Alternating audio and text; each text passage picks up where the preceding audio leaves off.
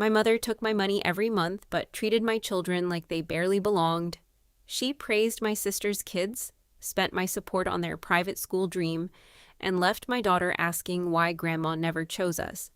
They thought I would keep paying for their perfect family image. Until I removed my name from the bill, stopped the cash, and watched my mother's empty wallet expose everything. My mother's wallet went empty on a Thursday evening in the clean front office of Alder Ridge Preparatory Academy, while my sister stood beside her wearing a cream blazer and a smile that had already started to crack. My mother opened that brown leather wallet 3 times, as if money might appear if she looked hard enough. There were $9 inside, 1 grocery receipt, an expired pharmacy coupon, and an old photo of all 4 grandchildren. The photo had been folded so many times that my 2 children were nearly hidden in the crease. My sister whispered, Mom, don't embarrass me. Pay it." And my mother, Odessa Corvin, looked at the admissions coordinator and said, "I thought Brenley's transfer came through." But it had not. It never would again. I was 14 miles away, sitting in a public school auditorium watching my daughter read a poem into a microphone with shaking hands. My phone kept lighting up in my purse, but I did not answer. Not because I wanted my mother to suffer, not because I was cruel, because for the first time in years, I had chosen the child who was actually waiting for me. But that empty wallet did not happen in one day. It took 3 years of quiet payments, missed promises, swallowed insults, and small moments that looked harmless until they became a pattern. It took my mother choosing my sister's children again and again while using my money to make those choices easier. It took my daughter asking me in a voice so soft I almost missed it, "Mom, are we the other grandchildren?" And it took 1 phone call from a private school office for me to understand that my family did not just expect me to help. They had started making promises with my name attached. Welcome back to Pure Drama Stories. My name is Brenley Sutter. I am 34 years old, and this is the story of how my mother chose my sister's kids over mine, until the wallet she kept opening finally had nothing left inside. I lived in Cedar Rapids, Iowa, in the left side of a small brick duplex with a porch that leaned slightly toward the street. The landlord called it character. I called it something I hoped would not get worse in the winter.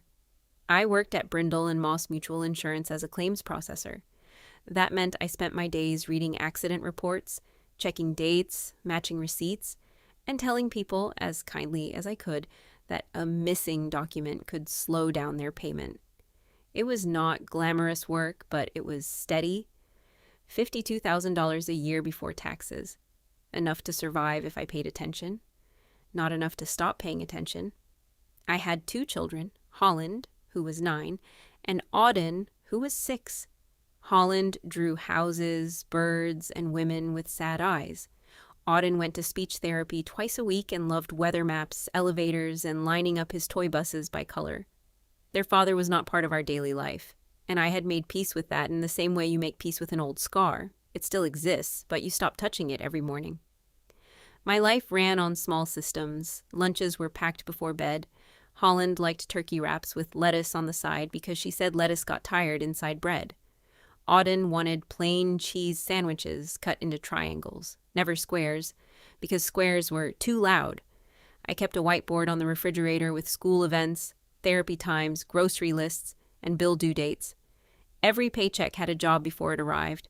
Rent, utilities, car insurance, school lunch accounts, gas, groceries, therapy copays, emergency savings, and the little envelope I called Kids' Joy. That envelope paid for book fare money, ice cream after hard appointments, and once a glow-in-the-dark solar system kit that Auden talked about for 3 weeks. I was not rich. I was not even comfortable in the way people mean when they say comfortable. I was careful. There is a difference. Careful means you know which bill can wait 4 days and which one cannot. Careful means you buy winter coats in March. Careful means you stretch a rotisserie chicken into soup on Tuesday and quesadillas on Wednesday. My family never learned that difference. To them, if I had $20 left at the end of the week, it meant I had $20 available. My mother, Odessa, lived 15 minutes away on Larkspur Lane in the same yellow house where my sister and I grew up. She was 62 with soft gray hair, a soft voice, and a talent for looking helpless right before she asked for something. 3 years earlier, she slipped on black ice outside a pharmacy and broke her hip. She healed, but not fully. Her part-time job at the fabric store became too hard, and she said standing all day made her leg burn. I believed her. I still believe that part. So I started helping. At first it was simple. I sent her $200 here, $100 there. Then it became a fixed transfer. $450 on the first of every month. I also ordered groceries twice a month when she said the pantry was thin. I covered pharmacy copays when her blood pressure medication jumped in price. In exchange, she helped with Holland and Auden after school twice a week. That was the arrangement. I helped keep her steady, and she helped me hold my week together. For a while, it almost worked. Then my sister Caressa started needing things. Caressa Morrow was 38, 4 years older than me, and had lived her whole life like a woman waiting to be photographed. She had a bright white kitchen she could not afford, a closet full of clothes with tags still hiding in the sleeves, and a way of saying standards that made it sound like a religion. Her husband, Quaid, sold medical equipment and spent most evenings looking like a man trying not to ask where the money went. Their children, Lennox and Romy, were good kids. That part matters. Lennox was 10, serious and polite, with the tired posture of a child who had been told his future was a project. Romy was 7, sweet and dramatic, always wearing hair bows bigger than her hands. Caressa loved them, but she loved being seen loving them even more. Every piano lesson, every tutoring session, every little award certificate became a photo, a caption, a performance. Big things ahead, she would write. Investing in excellence. I used to scroll past those posts without thinking too much about them. I did not know yet that some of those investments were being made with money I sent to my mother for groceries. The first clear sign came at Sunday dinner in April. Odessa still liked to host once a month, even though hosting meant I brought half the food and washed most of the dishes. That day, I came with a pan of baked ziti, a bag of salad, and 2 children who had spent the whole car ride rehearsing what they wanted to show their grandmother. Holland had drawn Odessa's house from memory. She had included the porch swing, the cracked bird bath, and the little blue pot of fake flowers by the front steps. Auden had a speech therapy certificate because he had finally said yellow umbrella without stopping between the syllables. It had taken him 6 weeks. He held that paper in both hands like it was a diploma. When we walked in, my mother was standing at the sink wearing the apron with strawberries on it. Holland ran to her first. "Grandma, I made your house." Odessa glanced down and said, "That's nice, honey. Put it on the table." Auden held up his certificate. "I said yellow umbrella," he told her carefully. Odessa smiled, but her eyes were already moving toward the driveway because Caressa's SUV had pulled in. "That's wonderful, baby. Let Grandma see in just a minute." That minute never came. Caressa swept in with Lennox and Romy, dressed like they were arriving at a country club instead of their grandmother's kitchen. Lennox wore a navy sweater over a collared shirt, and Romy had a plaid dress with shiny black shoes. Odessa's whole face changed. She wiped her hands on the apron and clapped softly. "Look at you two. My goodness. You look ready for that academy interview." Caressa smiled like she had been waiting for the line. "Alder Ridge likes families who take presentations seriously." She laid 2 glossy folders on the table. Inside were brochures for Alder Ridge Preparatory Academy, tuition sheets, campus photos, and a list of student readiness expectations. My mother touched the paper like it was something holy. Holland's drawing sat under the salt shaker. Auden's certificate slid halfway under a napkin. I noticed. My children noticed too. Children always notice when adults think they are too young to understand. After dinner, Odessa brought out 2 gift bags. She gave Lennox a leather-looking backpack with his initials stitched on the front. Romy got a matching one in a smaller size, plus a new water bottle with her name printed in gold. "For your big school adventure," Odessa said. Holland stood beside me, watching. Auden leaned against my leg. Odessa looked over at them and said, "I saved cookies for you two." She handed them a napkin with 3 broken oatmeal cookies left from a church bake sale. Holland took the napkin and said, "Thank you," because I had raised her that way. Caressa saw my face and gave a small laugh. "Don't look like that, Bren. Some kids need investment. Some kids just need love." She said it softly, but not softly enough. My mother heard it. She did not correct it. That silence stayed with me longer than the sentence. A cruel thing said by one person can be survived. A cruel thing allowed by someone who claims to love you becomes part of the room. On the drive home, Holland held the napkin of cookies in her lap and looked out the window. Auden fell asleep before we reached the main road. His certificate bent slightly in his backpack. I told myself not to overreact. Families are messy. Grandparents make mistakes. Maybe Odessa had been excited. Maybe she would call later and ask to see Holland's drawing.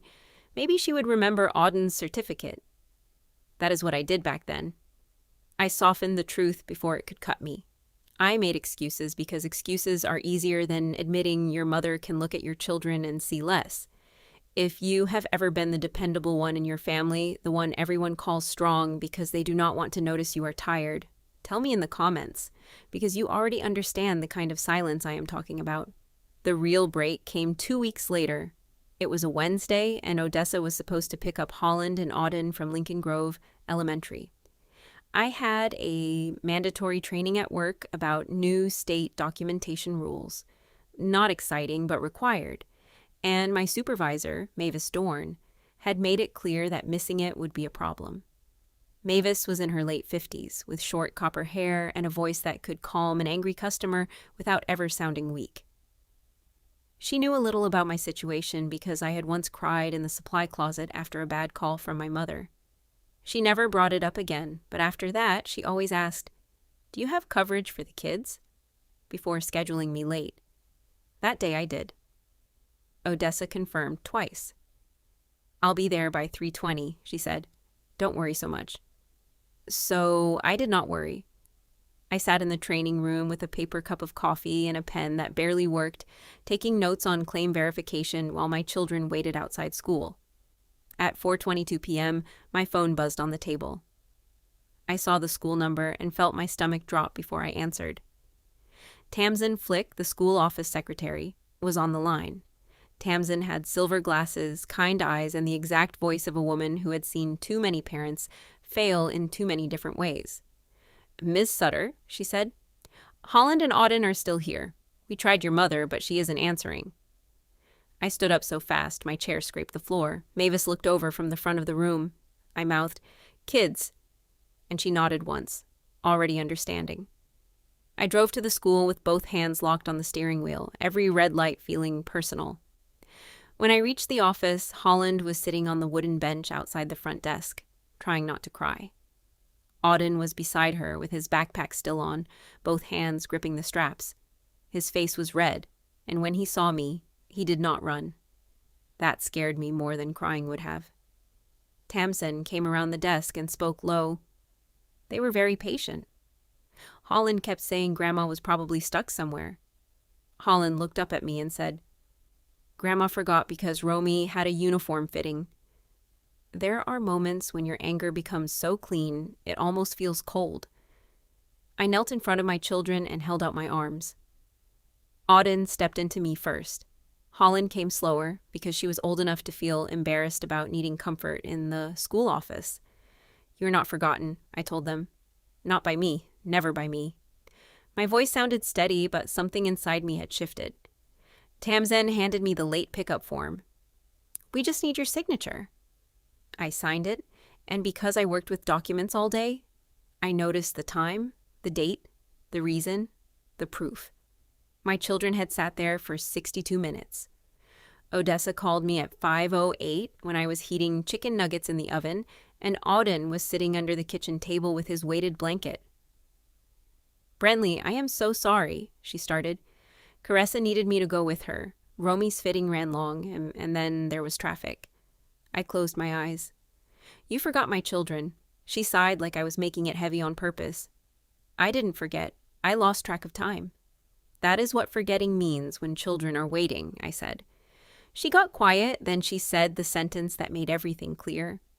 Caressa's kids had an important appointment?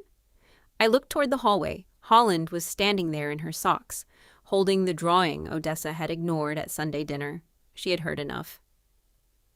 "Aren't we important too?" she asked.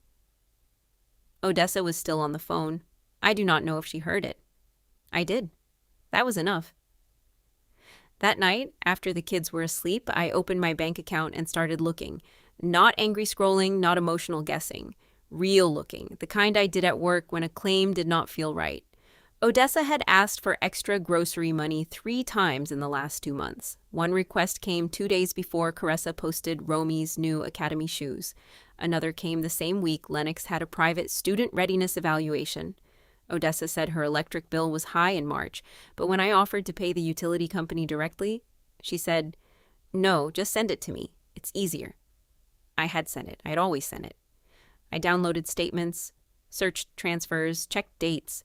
$450 every month for 3 years was $16,200. Add groceries, copays, extra, emergencies, and I was close to $19,800. I sat at my kitchen table until after midnight, the blue light from my laptop making the room feel colder than it was. I realized I had not been funding my mother's needs anymore. I had been funding my sister's image. The next Sunday, I did not go to Odessa's house. I told her Auden had a cough, which was true enough. Caressa sent photos to the family group chat anyway. Lennox standing in front of the Alder Ridge sign during a campus tour. Romy holding a folder. Odessa between them, smiling like she had personally built the school. Under the photo, Caressa wrote, "Big doors open for children with big futures."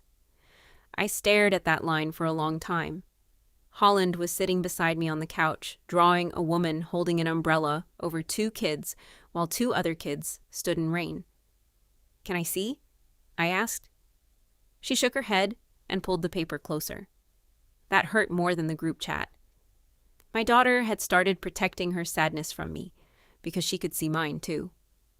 A week later, Caressa hosted Romy's birthday lunch at a restaurant called the Copperfinch, a place with cloth napkins and tiny portions that always made me feel like I had accidentally walked into someone else's tax bracket.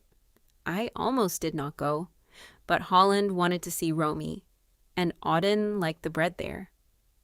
Odessa sat at the head of the table, wearing a pale blue sweater I had bought her for Christmas. Caressa had placed little name cards at each seat. Lennox and Romy were beside Odessa. Holland and Auden were at the far end near the wall, by the extra chairs, and the high chair nobody needed. I saw Holland notice. I saw her pretend not to.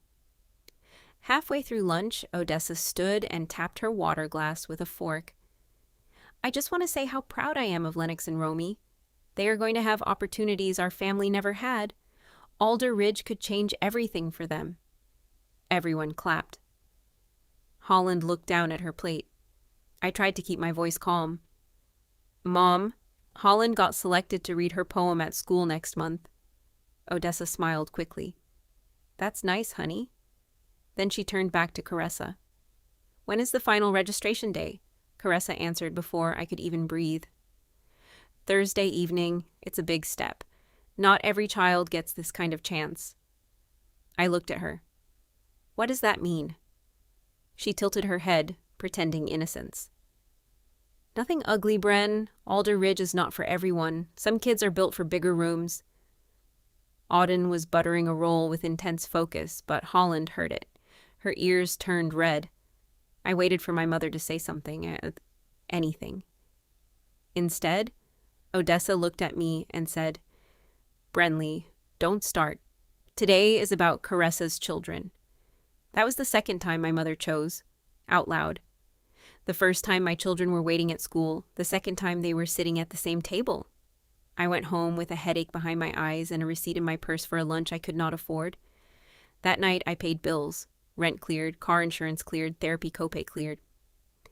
Odessa's transfer was scheduled for the first 4 days away. I clicked on it and hovered over the cancel button. Then I closed the laptop. I was not ready yet. That is the honest truth. People like to think boundaries arrive in one brave moment. but sometimes they stand outside your door for weeks while you pretend you do not hear them knocking. I had been trained by years of guilt to believe that stopping the money would make me cruel. I was still more afraid of being called selfish than I was of being used. If someone has ever called you heartless only after you stopped giving them access to your life, hit like because that is where this story truly begins. The phone call came on a Monday at 10:37 in the morning. I was at my desk, reviewing a water damage claim from a family in Marion. The claimant had submitted 3 photos, 2 estimates, and 1 receipt that did not match the date of loss. I remember that because my mind was in document mode when the office phone rang. "Brindle and Moss, this is Brenley," I said. A woman answered with a bright, professional voice. "Good morning, Miss Sutter. This is Celie Drayton from Alder Ridge Preparatory Academy. I'm calling to confirm your role as a family financial sponsor for Lennox and Romy Morrow." For a second, I did not understand the words. They sounded like they belonged to somebody else's life. "I'm sorry," I said. "Confirm my what?" Celie paused. "You are listed as secondary family support on their enrollment file. We need verbal confirmation before final registration." My fingers went still on the keyboard. I asked her to explain slowly. She did. Caressa had listed herself and Quaid as primary guardians.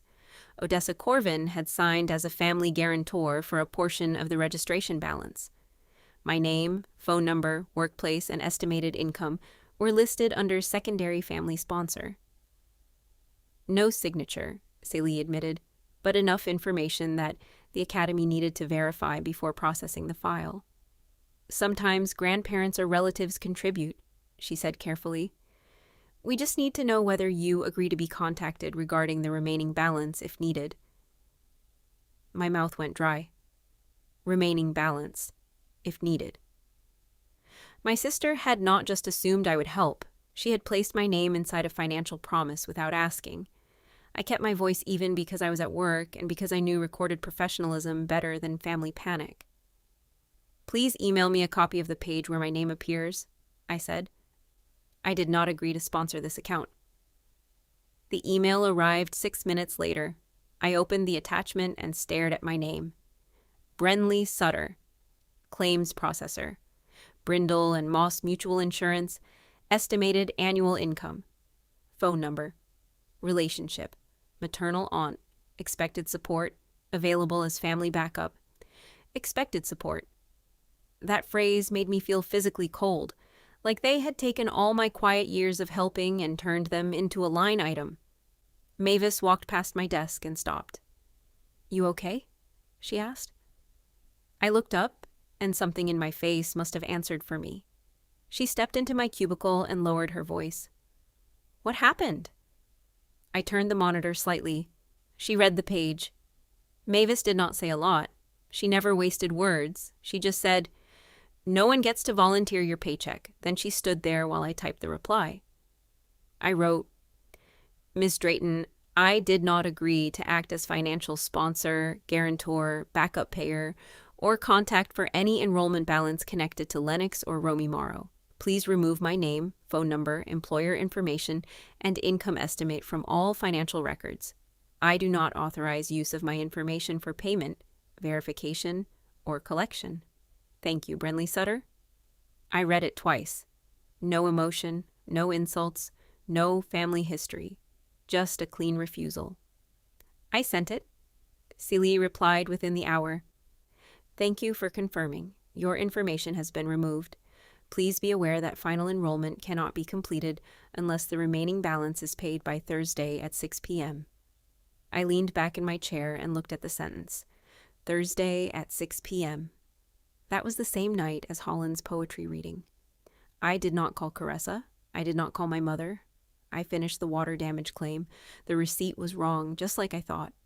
Dates matter, signatures matter, permission matters. Families like mine survive by making everything blurry. Work had taught me the opposite. If your name is on something, ask why. If your money is expected, ask who decided. If someone says it's for family, find the bill. That evening after dinner, I opened my bank account again. The $450 transfer to Odessa was still scheduled. I clicked cancel. A small box appeared asking if I was sure. I thought about Holland on the school bench, Auden gripping his backpack straps, Odessa touching Lennox's academy brochure like it was more important than my son's certificate, Caressa saying some kids were built for bigger rooms. I clicked yes, then I did something important. I did not cut my mother off in a way that would let her call me heartless. I paid her water bill directly for that month. I placed one grocery delivery order: eggs, bread, milk, chicken thighs, rice, apples, oatmeal, coffee, and her blood pressure-friendly soup. Basic things. Needed things. Then I sent her a message. Mom, I will not send cash anymore. I will not be a financial sponsor for Caressa's plans. If you need help with a specific bill, send the bill. I will decide what I can do. My children will not be neglected while my money is used to lift Caressa's children above them. My phone rang 40 seconds later. Odessa. I answered because I wanted the first boundary to be spoken, not just typed. You are punishing me, she said immediately. Her voice was high and thin. No, I said. I am removing the reward from your choices. She sucked in a breath. That is a cruel thing to say to your mother. So was telling me Caressa's children had an important appointment while mine waited at school. It was one time. It was 1 hour, I said. For them. She went quiet, then tried another door. Caressa's kids need this chance, Brenley. Lennox is so bright. Romy would bloom there. I looked toward the living room, where Holland was helping Auden build a tower from cereal boxes. My kids needed a ride from school, I said. My kids needed their grandmother to look at their picture. My kids needed to sit at the same table and not feel like leftovers. Odessa started crying then, but it was the old cry, the one with spaces left for me to apologize. I did not fill them. Brenley, she said, don't make me choose between my grandchildren. I almost laughed, not because it was funny, but because the sentence was so late. You already chose, Mom. I am just finally respecting your choice. She said nothing for a long time. I could hear her television in the background. Some game show, people clapping for things that did not matter. I thought you were stronger than this, she said finally. No, I said. You thought I was more useful than hurt. I hung up before she could answer. My hands were shaking, but my voice had not. That felt like a small miracle. Caressa called next. I let it ring, then she texted. What did you say to Alder Ridge?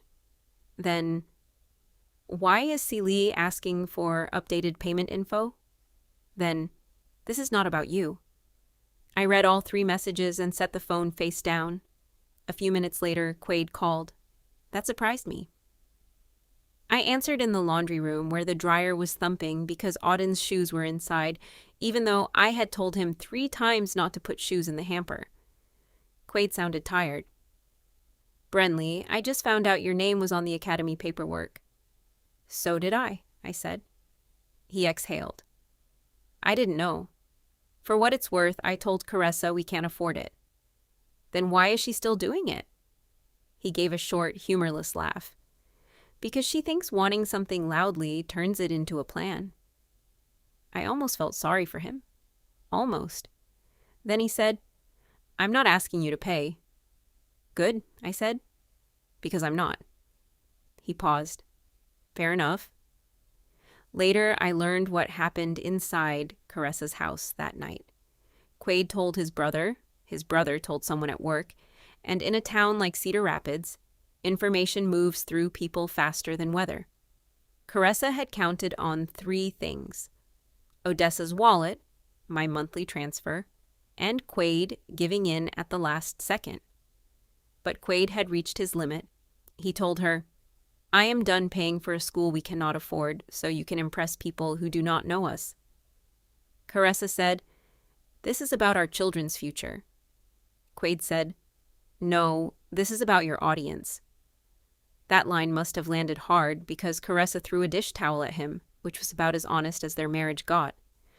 Then she drove to Odessa's house and sat at the kitchen table with the academy folder open between them like a legal case. "You promised my kids this," Caressa said. Odessa rubbed her forehead. "I promised I would try." "No, you said Brenley would help if it came down to it." "Brenley stopped sending cash." Caressa's voice went sharp. "Then make her start again." My mother said she had tried. Caressa said try harder. She reminded Odessa that she brought Lennox and Romy over on weekends. She reminded her that children remember who shows up. She reminded her that grandmothers can lose access too. That was Caressa's favorite weapon, affection with a lock on it. My mother had been paying that ransom for years, partly with her own money and partly with mine. Only now the ransom had gone up, and the person funding it had walked away. Thursday came with heavy clouds and the kind of humidity that makes paper feel soft. Holland's poetry night was at 6:30 p.m. in the Lincoln Grove Elementary Auditorium. She had practiced for 2 weeks, standing in front of the bathroom mirror, reading from a sheet of notebook paper decorated with tiny stars. Her poem was called "The House with 4 Windows." She told me it was about a house, but I knew my daughter. It was not only about a house. That morning, while I was packing lunches, Odessa called. I almost did not answer, but Holland was standing right there, watching me, so I did. "I can't come tonight," my mother said, before hello. "Caressa needs me at Alder Ridge. Final registration is important." I looked at Holland. Her face did not change, which somehow made it worse. "It is important to Holland, too," I said. Odessa sighed. "You know what I mean." I looked at my daughter's poem on the counter. "Yes, Mom," I said. "I finally do." At 5:40 that evening, I parked outside the school with a bouquet of grocery store flowers in the passenger seat. They were not fancy. Yellow daisies and white carnations wrapped in clear plastic. Holland had picked her blue dress, the one with the tiny buttons, and Auden wore a shirt with a collar because he said poetry needed serious clothes. We walked into the auditorium, where folding chairs were set up in rows and the stage lights made the red curtain look almost important. Parents were talking, kids were whispering, and a microphone stood at the center of the stage. Holland squeezed my hand so hard, my fingers hurt. "What if I mess up?" she asked. "Then you keep going," I said. "That is what brave people do." She looked toward the entrance. "Is Grandma coming?" I did not lie. "No, baby, not tonight." She swallowed, nodded once, and walked toward her teacher. 14 miles away, my mother was walking into Alder Ridge Preparatory Academy with Caressa, Lennox, and Romy. I know because Odessa told me later, and because Celie Drayton, in her polite professional way, confirmed enough without gossiping. The building had glass doors, polished floors, and framed photos of smiling students in Navy uniforms. Caressa had dressed Lennox and Romy in new uniforms, even though enrollment was not final. The tags were still tucked inside the collars. She wanted the picture before the proof. Odessa carried her brown wallet in her purse. She had already spent her own extra money on application fees, readiness materials, uniform deposits, and the little things Caressa called a necessary presentation. She believed my transfer would arrive. She believed I would soften. She believed that because I always had. Celia Drayton met them at the registration desk. She was younger than my mother expected, maybe early 30s, with smooth, dark hair and a calm face, trained by years of handling parents with expensive dreams. "Good evening," she said. "We have Lennox and Romy's files here. Before we finalize enrollment, the remaining balance is due." Caressa smiled tightly. "Of course, my mother is handling the family portion." Odessa opened her wallet. Celie said, "The balance remaining is $2,750. My mother looked at the card in her hand. Her account balance, after the application costs and uniform money and groceries she had still needed to buy, was not even close. She tried the card anyway. People do that when they are ashamed. They hope the machine is kinder than math. The machine was not. Declined. Caressa leaned closer. "Try it again." Celie did. Declined again. The word appeared on the small screen, plain and final. My mother opened her wallet as if there might be another card hiding behind the grocery receipt. $9, a pharmacy coupon that had expired in February. The old photo. Celie kept her voice respectful. Mrs. Corvin, do you have another method of payment? My mother's hands shook. I thought Brenley's transfer came through. Caressa's head snapped toward her. Mom. Celie looked up at the name. She knew that name because she had removed it from the file 3 days earlier. Other parents were waiting behind them, pretending not to listen while listening with their whole bodies. Caressa whispered, Don't embarrass me. Pay it. Odessa said, I can't. Those 2 words were small, but they broke something. What do you mean, you can't? Caressa hissed. You always have Brenley's money. There it was, out loud, in a clean office with a school crest on the wall and strangers close enough to hear. My mother later told me that was the moment she felt the room change, not because people judged her, though maybe they did, because she heard the truth in her own daughter's voice. You always have Brenley's money, not you always help, not we will figure it out. Not thank you for trying, just the money. Celie's face stayed neutral, but her eyes softened a little toward Odessa. Without payment, we cannot finalize enrollment today, she said. You may contact our office if your circumstances change, but we cannot hold these seats past the deadline. Caressa turned red. Lennox looked at the floor. Romy whispered, Mom, are we in trouble? And Odessa stood there with an empty wallet, finally seeing the cost of being useful to the wrong person. At the same time, Holland walked onto the public school stage. She looked very small under the lights. She held her paper with both hands, and for 1 second, I thought she might run back to me. Auden climbed into my lap, even though he was getting too big for that, and I wrapped my arms around him. Holland leaned toward the microphone. My poem is called The House with 4 Windows, she said. Her voice shook, but it did not break. Then she read. There was a house with 4 windows, but only 2 were bright. The other 2 stayed dark, even in the middle of the night. The house said it loved every window the same, but rain knows where it is allowed to fall. And the auditorium went quiet in that special way people get when a child says something too true. I felt my throat close. My phone lit up in my purse. Odessa. I did not move. Holland kept reading. She read about 2 windows waiting for a hand to open the curtains. She read about a porch where some shoes were welcomed and some were left outside. She read about a small lamp that learned to shine without permission from the house. It was simple language. Child language. But it carried more honesty than every adult conversation my family had avoided. When she finished, there was a half-second of silence, and then I stood up first. I clapped so hard my palms stung. Auden stood on the chair beside me and shouted, "That was Holland!" People laughed, then clapped louder. Holland smiled, not big, but real. My phone lit up again. Caressa, then Odessa, then Caressa. I let it glow in the dark of my purse. My mother had chosen the academy desk. I chose the folding chair in the public school auditorium, and for the first time, I did not feel smaller for it. After the readings, Holland's teacher told her she had a strong voice. Holland looked at me like she was checking whether that could be true. I gave her the flowers. "For me?" she asked. "We made them for you," I said. Auden asked if poets got ice cream, and I said they did in our family. So we drove to a little place near the river that sold soft serve through a window, even when the weather looked ready to storm.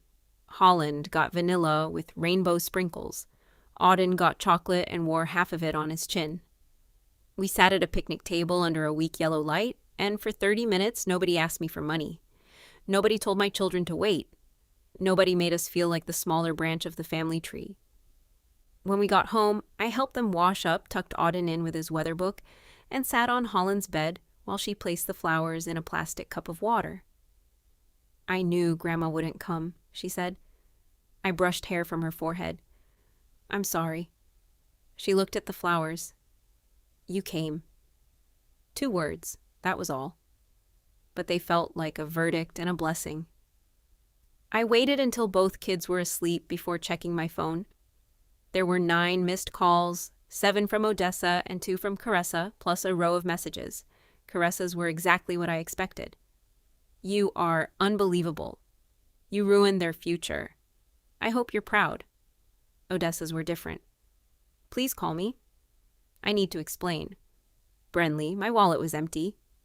That last one made me sit down on the edge of my bed, not because I felt guilty, because the title of our whole family had written itself in one sentence. My mother's wallet was empty. For years, she had opened it and found my labor inside, my early mornings, my skipped haircuts, my delayed car repairs, my children's smaller Christmas, my careful grocery lists, and she had spent those things where my children could not see love coming back. Now she had opened it in public and found only herself. I called her back at 9:42. She answered on the first ring. For once, she did not begin with blame. She just breathed into the phone, rough and uneven. My wallet was empty, she said again. I know. She cried then, and this time it was not the performance cry. It was ugly and quiet, the kind that makes a person sound younger and older at the same time. Caressa said I embarrassed her. I looked toward Holland's closed door. Holland sat at school for over an hour waiting for you. She was embarrassed too. Odessa made a small sound. I didn't mean for that to happen. You did not have to mean it for my children to feel it, I said. She went quiet. I could hear the old house settling around her, pipes knocking softly, the same sounds I grew up with. I thought Caressa's children needed more, she said. No, Mom, you thought mine would survive less. That sentence sat between us. I had not planned it. It came from somewhere deep and tired. Odessa whispered, That is not fair. Neither was folding their picture out of your wallet. She stopped breathing for a second. How did you know about that? I didn't, I said. But now I do. She cried harder. Then she told me. In the academy office, after Caressa stormed outside to call Quaid, Odessa had sat in a chair by the window and opened the photo. It was an old picture from a winter pancake breakfast at the community center. All 4 grandchildren were in it. Lennox with syrup on his sleeve, Romy holding a balloon, Holland smiling with a missing tooth, Auden looking away from the camera, focused on a paper snowflake. But the fold ran down the middle, and Holland and Auden were nearly hidden. Odessa said she did not remember folding it that way. I believed her. That was the problem. Some choices become habits, so slowly people stop seeing their own hands. I did not mean to choose, Odessa said. I leaned back against the headboard and closed my eyes. You chose when you missed pickup. You chose when you let Caressa insult them. You chose when you used money meant for your groceries to pay for, academy things. You chose when you put my name near a bill I never agreed to pay. I didn't write your name, she said quickly. There it was, the small defense. But you signed as guarantor, knowing Caressa expected me to cover what you couldn't. Silence. Then, very softly, yes. That yes mattered. It did not fix anything, but it was the first honest brick in a wall that had been falling for years. What do I do now? She asked. You start by not asking me to solve this, I said. Then you apologize to my children without making them comfort you. She said, okay. She sounded like she meant it. I was not ready to trust that sound. Caressa showed up the next afternoon while I was cutting apples for snack. I saw her through the front window before she knocked. Cream blazer gone, hair pulled back too tight, sunglasses on her head like she was still trying to look casual while furious. I told Holland and Auden to go to the living room and put on a cartoon. Then I opened the door and stepped onto the porch, closing it behind me. Caressa did not say hello. You ruined my children's future. I looked at her for a long second. No, I refuse to fund your lie. She laughed, sharp and fake. My lie? You always have to make yourself the victim. You listed me as financial support without asking. Because you are family. Family asks, I said. Users assume. Her face twisted. You could have helped. You could have done one good thing for kids who actually have a chance. There it was again, dressed differently but carrying the same poison. I felt anger rise, but I kept it behind my teeth. Your children were never my enemy, Caressa. Your entitlement was. She rolled her eyes. You're jealous. I nodded slowly, which seemed to surprise her. Maybe I was for a while. Not of the school, not of the uniforms. I was jealous that Mom could show up for your kids with both hands, while mine got whatever attention was left in the bottom of the bag. Caressa looked away first. That is dramatic. No, I said. Drama is dressing children in uniforms before you know you can pay tuition. Truth is asking who you plan to charge when the bill came due. She stepped closer. Mom wanted to help. With my money. You sent that money to her. For her needs. Family needs are family needs. I had expected that line. I opened the folder I had brought outside with me. It was not thick, but it was enough. Transfer records, grocery delivery receipts, the late pickup form from school, the email from Celie Drayton, a screenshot of Odessa admitting she used some of my extra help for academy costs because Caressa was under pressure. I did not hand the folder to Caressa. I held it where she could see the top page. Do not call it family support when you had to hide it from me. Her mouth opened, then closed. For once, she had no polished answer ready. I continued. You wanted my wallet in the room, not my children. That arrangement is over.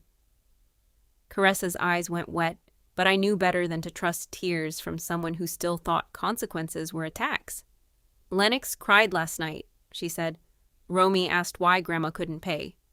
That hurt because I did care about them. They were children. They did not create this. Then tell them the truth in a way that does not make them ashamed, I said. Tell them adults made a promise before they had the money. Tell them they are still loved. Tell them school status is not the measure of their worth. Caressa looked at me like I had spoken another language. You always make things sound simple because your life is small. I smiled a little then, not happy, but free. My life is not small. It just fits inside my income. She stared at me, then turned and walked down the steps. At her car, she looked back. Mom will never forgive you for this. I said, Mom needs to forgive herself first. She drove away too fast, leaving a black mark near the curb. For 3 days, I heard nothing from Odessa. That was unusual. Normally, silence from my mother was bait. She would wait for me to worry, then answer in a tired voice so I could feel guilty. This silence felt different. On Sunday afternoon, while Auden was building a bridge from couch cushions and Holland was painting at the kitchen table, there was a soft knock at the door. Odessa stood on the porch holding a piece of paper in both hands. She looked smaller than usual, no lipstick, no careful sweater, just jeans, old sneakers, and the face of a woman who had finally been left alone with herself. Can I come in? She asked. I did not move right away. Are you here to ask for money? She flinched. No. Are you here to defend Caressa? No. I opened the door. She stepped inside and looked toward the kitchen. Holland saw her and went still. Auden peeked over the back of the couch. Odessa held up the paper. It was Holland's drawing of the yellow house from Sunday dinner weeks before. The corners were bent. There was a faint ring on the page, like a glass had been placed on it. I found this under a stack of academy papers, Odessa said. Her voice cracked. I never thanked you for it. Holland did not answer. She looked at me first. I nodded, not telling her what to feel, just letting her know she was safe. Odessa walked slowly to the table and sat across from her. Holland, I made you feel like you mattered less. That was wrong. I am sorry. Holland's brush rested in a cup of water. Do you like Lennox and Romy more? She asked. Children do not circle the wound. They point at it. Odessa covered her mouth. For a second, I thought she would give the easy answer. No, of course not. Don't be silly. But maybe the empty wallet had taught her something about easy answers. She lowered her hand and said, No, but I acted like I did. and acting like it can hurt the same. Holland looked down at her painting. You didn't come to my poem. I know. It was good. Your mom told me. You should have heard it. Odessa cried then, quietly. Holland did not get up to hug her. She did not comfort her. She just nodded once and dipped her brush back into the water. That was more mercy than I expected. Auden came closer, holding one couch cushion in front of him like a shield. Odessa turned to him. Auden, I am sorry I did not pick you up from school. He looked at me. I nodded again. He said slowly and carefully, I waited too long. Odessa pressed her hand to her chest. Yes, you did. And I am sorry. After the children went back to their activities, I took Odessa onto the porch. The air smelled like rain and cut grass. She sat on the top step, and I stayed standing for a while before sitting beside her. I have rules now, I said. She nodded. No argument. That was new. No cash transfers. I will not send money into a situation I cannot see. If there is a real bill and I am able to help, you can send it to me, and I will decide. My name does not go on any form, any promise, any backup plan, or any family story without my permission. You do not compare the grandchildren. You do not miss my children's events and then expect them not to notice. If you say you will pick them up, you pick them up. If you cannot be reliable, you tell me before they are waiting. Odessa wiped her eyes with a tissue. So I lost your trust. I looked at the street, at the cracked sidewalk, at the weeds growing through the edge of my steps. No, Mom, you spent it. She took that like a slap, but she did not slap back. I thought if I gave Caressa enough, she would keep bringing the kids around, she said. There it was, the scared truth, not pretty, not noble, but honest. And you thought I would keep forgiving you because I always did. She nodded. Yes. I appreciated the honesty, even though it hurt. I love Lennox and Romy, I said. They are not the problem, but my children will not pay the emotional price for your fear of losing Caressa's approval. Odessa looked at her wallet, which was sitting in her lap. When I opened it at that school, I kept thinking, where did it all go? She gave a sad little laugh. Then I looked at that folded photo. I think I knew. I did not soften too much. I had learned that forgiveness offered too quickly can become another form of permission. Knowing is the first part, I said. Changing is the rest. The next few months were not magical. That matters. Odessa did not become perfect because of one empty wallet. Caressa did not apologize. Alder Ridge did not hold the seats. Lennox stayed at his public school. Romy stayed in dance, but Quaid moved her to a cheaper studio. Caressa posted less for a while, then started posting quotes about betrayal and people who clap when you fail. I did not respond. Quaid sent me one message in August. Kids are okay. Sorry again about the paperwork. I answered, thank you. Please make sure it never happens again. That was all. I still let Holland and Auden see Lennox and Romy at family events because children should not have to inherit every adult war. But I watched the adults closely. Boundaries are not walls you build once, they are doors you learn to lock. Odessa started coming to small things. Not all at once. Not with grand gestures. She came to Auden's speech therapy celebration when he read 3 lines from a book about clouds. She sat in the back and did not interrupt. She came to Holland's art display at the library and spent 10 full minutes looking at every drawing before saying a word. She brought no expensive gifts. I had told her not to. The first time she tried a pink art kit for Holland and a weather station toy for Auden, I stopped her at the door. Do not buy your way back, I said. She looked embarrassed, but put the bag back in her car. The next week, she brought herself and a container of soup she had made. That was better. Showing up without trying to purchase forgiveness was new for her. It was awkward. It was also real. In October, the community center held a fall talent night. Nothing fancy. Folding chairs, paper programs, a bake sale table, and a sound system that squealed every time someone touched the microphone. Holland decided to read another poem. Auden, to my surprise, wanted to say 3 lines before her. He practiced for a week. My name is Auden. I like storms. Thunder is loud, but I am louder. He said it again and again until the words became smooth stones in his mouth. The night of the event, Odessa arrived alone. She sat near the back, not in the front row like she was trying to claim credit. She waved at Holland and Auden but did not rush them. Caressa was not there.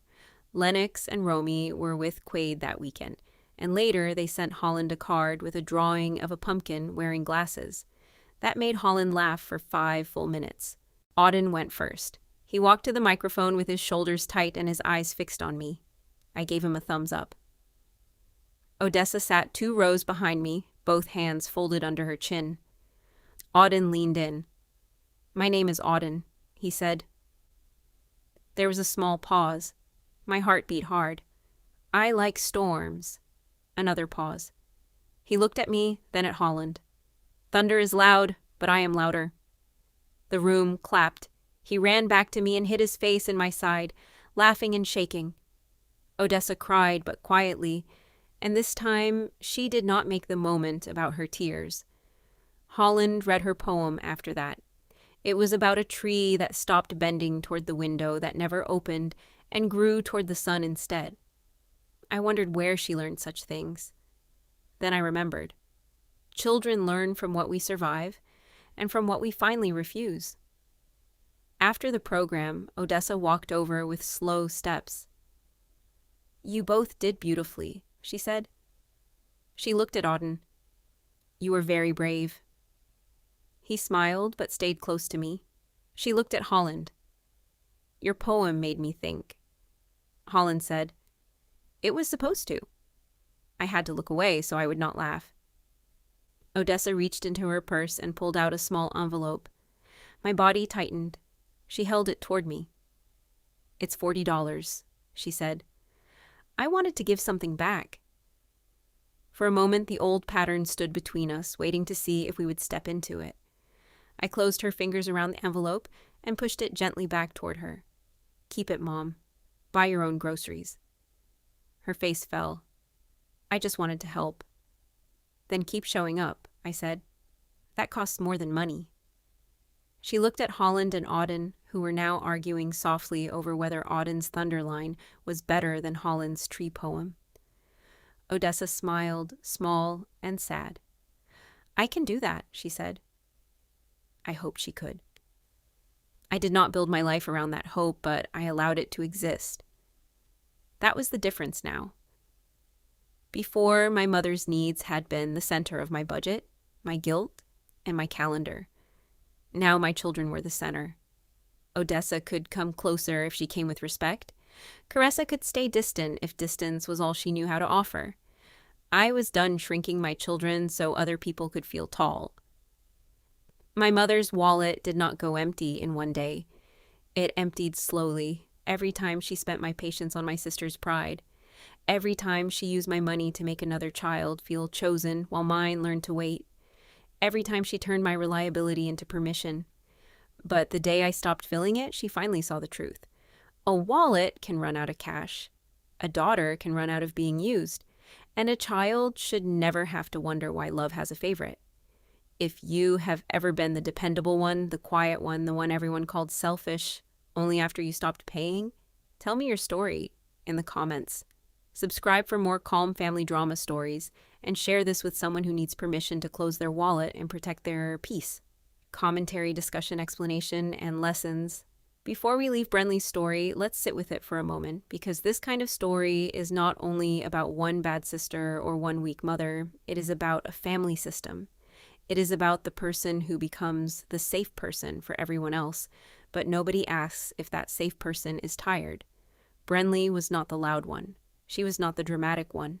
She was not the daughter who made big scenes. She was the daughter who worked, paid, planned, answered calls, fixed problems, and kept moving. And sometimes, in a family, that is exactly why people take you for granted. They do not take you seriously because you are falling apart. They take you for granted because you are not. So let's really break this down. At the start of the story, we see Odessa at Alder Ridge Preparatory Academy with an empty wallet. That image is important. It is not just a random scene. It tells us the whole story before we understand the details. A mother is standing in a clean, expensive school office trying to pay for the grandchildren she chose to invest in. Her favored daughter, Caressa, is beside her, demanding that she fix it. And inside the wallet, there is almost nothing. $9, an old receipt, an expired coupon, and a folded photo. That photo matters because it shows the deeper truth. Odessa did not only run out of money, she had slowly folded part of her family out of her heart. Now compare that scene with where Brenley is at the same time. Brenley is not at the academy. She is not rushing to save them. She is not answering calls. She is sitting in a public school auditorium watching Holland read a poem. That is the emotional center of the story. The academy has money, status, uniforms, and polished floors. The public school auditorium has folding chairs, nervous children, and a simple microphone. But the real love is in that simple room. The story is telling us something very clearly. Children do not need luxury to feel valued. They need someone to show up and make them feel like they matter. Brenley's pain started long before the academy office. It started in small scenes. That is how family damage often works. It does not always begin with one huge betrayal. It begins with one ignored drawing, one missed certificate, one leftover cookie, one late pickup, one sentence that sounds polite but cuts deep. Caressa saying, "Some kids need investment, some kids just need love," is one of those lines that looks soft on the outside and cruel on the inside. She is pretending to say something warm, but what she really means is that Brenley's children are less important. She is saying Lennox and Romy deserve plans, money, attention, and future, while Holland and Auden should be happy with whatever is left. And Odessa's silence is a big part of the damage. Sometimes the person who hurts you is not only the person who says the cruel line, it is also the person who hears it and says nothing. Odessa heard Caressa. She knew what that sentence meant. She knew Holland and Auden were standing there, but she did not correct it. That silence told Brenley everything. It said, "I heard it and I am allowing it." In families, silence can become permission. And when a grandmother allows one set of grandchildren to be treated as less, the children feel it even if nobody explains it. The school pickup scene is where the story stops being only uncomfortable and becomes unacceptable. Odessa was supposed to pick up Holland and Auden. That was not a luxury. That was not a favor for a party. That was a basic promise involving children. When Brenley gets the call from the school, we can feel the fear. Any parent understands that feeling. Your child is waiting. An adult failed. You are stuck somewhere else. And suddenly, all your careful planning breaks. But the worst part is not only that Odessa forgot, the worst part is the reason. Romy had a uniform fitting. Caressa's child had a private school moment, so Brenley's children became less urgent. This is why Holland's question is so powerful. Aren't we important too? That line is simple, but it carries the whole wound of the story. Children may not understand money transfers or academy paperwork, but they understand being left waiting. They understand when adults look past them.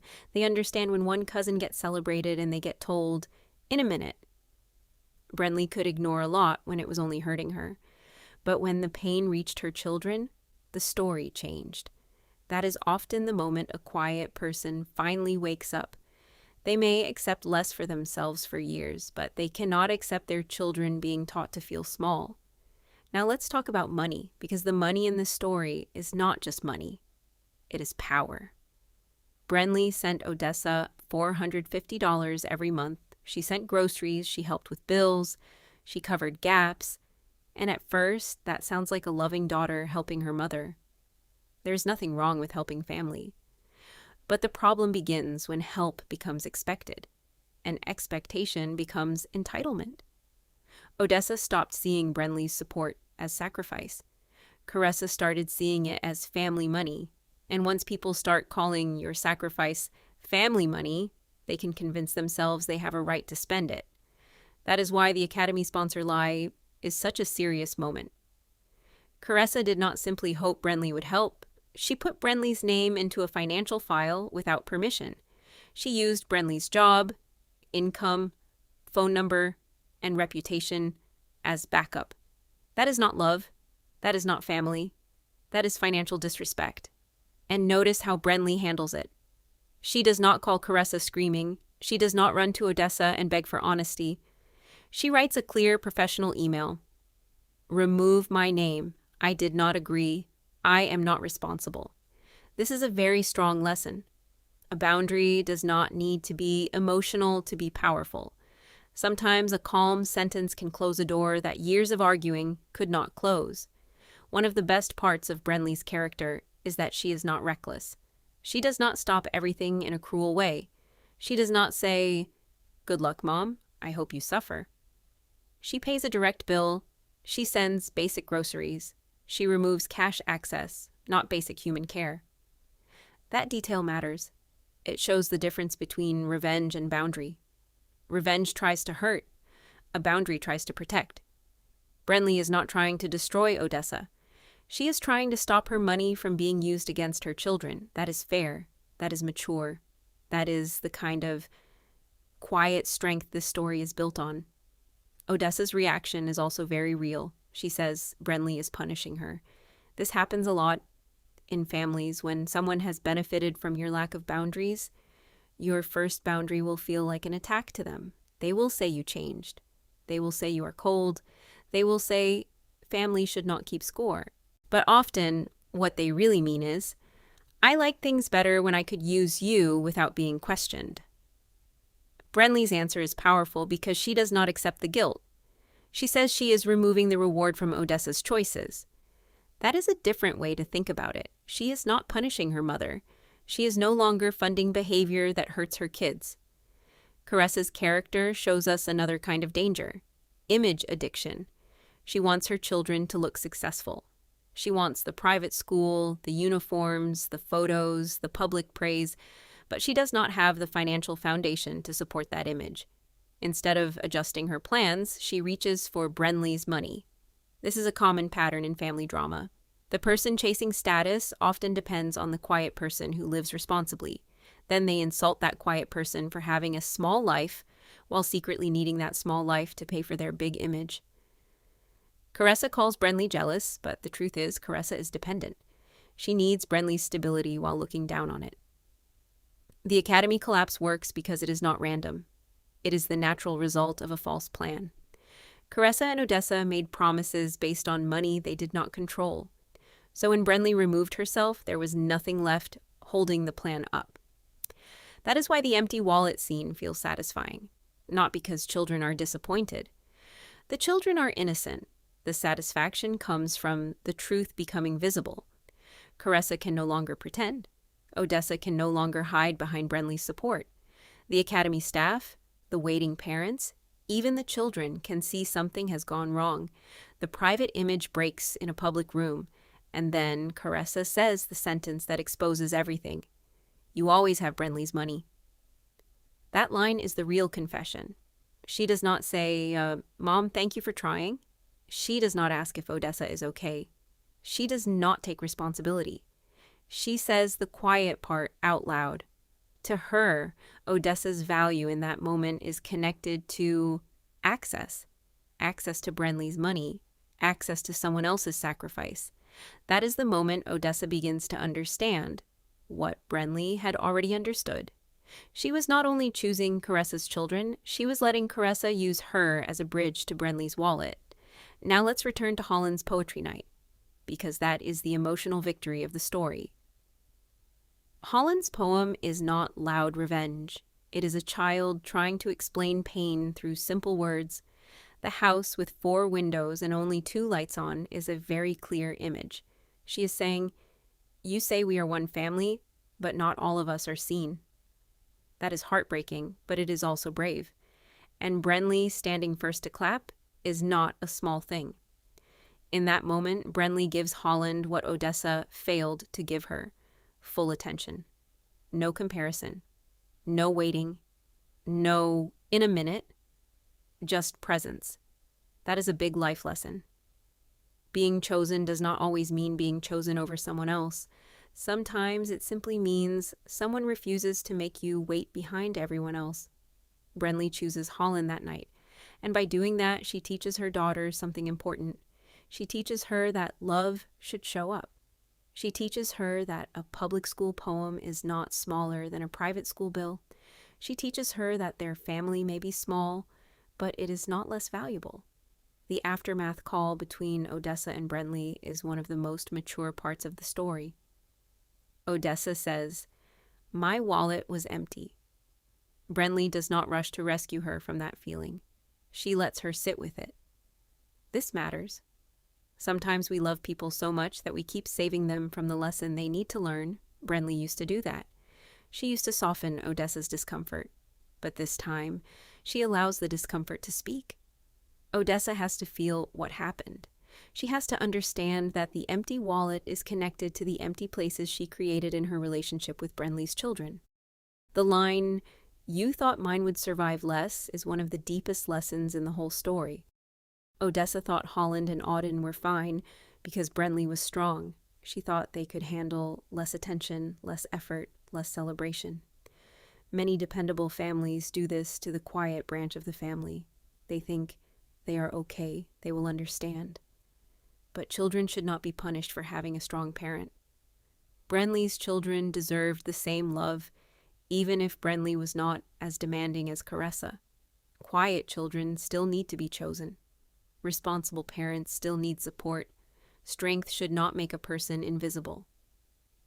When Caressa confronts Brenley, we see the difference between anger and truth. Caressa is angry because the plan failed. Brenley is calm because she knows exactly what happened. She has records. She has the school form. She has the email. She has proof. That is another life lesson. When people are used to twisting the story, proof becomes peace. Brenley does not need to argue for hours. She can show the pattern. She can show the transfers. She can show the unauthorized sponsor file. She can say, "This arrangement is over," and mean it. The later apology scene with Odessa and Holland is very important because it does not become too sweet too fast. Holland does not jump into her grandmother's arms. She asks a direct question. "Do you like Lennox and Romy more?" That question forces Odessa to stop hiding behind excuses. Her answer is honest. She did not love them more, but she acted like she did. That is a powerful difference. Sometimes adults say, "I never meant to hurt you," but that does not erase the hurt. Actions teach children what words cannot fix. Odessa acted like Holland, and Auden mattered less, so now she has to rebuild trust through actions, not speeches. Brenley's new rules are also part of the lesson.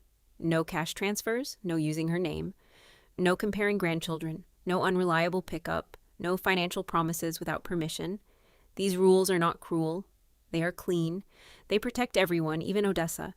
Clear boundaries remove confusion. When people know the rules, they cannot pretend they misunderstood. And Brenley's line, "You spent it," when Odessa says she lost trust, is a perfect way to explain broken relationships. Trust is not always lost in one explosion. Sometimes it is spent one small choice at a time until there is nothing left. The ending gives us hope without pretending everything is fixed. Odessa starts showing up. Caressa stays distant. The children slowly find their own way. That feels real. Some people change after consequences. Some people only change their complaint. Brenley does not wait for everyone to become better before she protects her peace. That is the final strength of her character. She does not need a perfect apology to move forward. She needs clear limits and consistent behavior. So what do we learn from this story? We learn that love without fairness can still hurt. We learn that grandparents can cause real pain when they choose favorites. We learn that being the dependable daughter does not mean becoming the family ATM. We learn that financial boundaries are not selfish when they protect your home. And we learn that children are always watching. They watch who gets praised. They watch who gets gifts. They watch who gets picked up. They watch who gets called important. And over time, they start to build a story about their own worth from those moments. This story also teaches us that not every act of help is healthy. Healthy help has honesty. Healthy help has consent. Healthy help does not require secrecy. Healthy help does not take from one child's peace to support another adult's pride. When Brenley stopped the cash, she did not stop being a daughter. She stopped being used as a hidden bank account. That difference is important. You can love your family and still say, my money is not available for this. You can respect your mother and still say, do not use my name. You can care about your sister's children and still refuse to pay for your sister's lies. In the end, the real victory is not that the academy payment failed. The real victory is that Holland and Auden finally became the center of Brenley's decisions. The real victory is that Brenley stopped treating her own children's pain as something they could survive quietly. The real victory is that she understood a simple truth. If keeping peace with your family requires your children to feel less loved, that peace is too expensive. And that is where the story leaves us. An empty wallet, a folded photo, a child's poem, a mother who finally sees what she spent, and a daughter who finally understands that closing her wallet does not mean closing her heart. It means opening her eyes. So let me ask you this. Have you ever been the person everyone depended on but nobody protected? Have you ever been called selfish only after you stopped giving? Would you have done what Brenley did? Or would guilt have kept you trapped longer? Share your thoughts in the comments, because stories like this are not just drama. They are lessons about family, money, love, and the quiet courage it takes to finally say, no more. The end.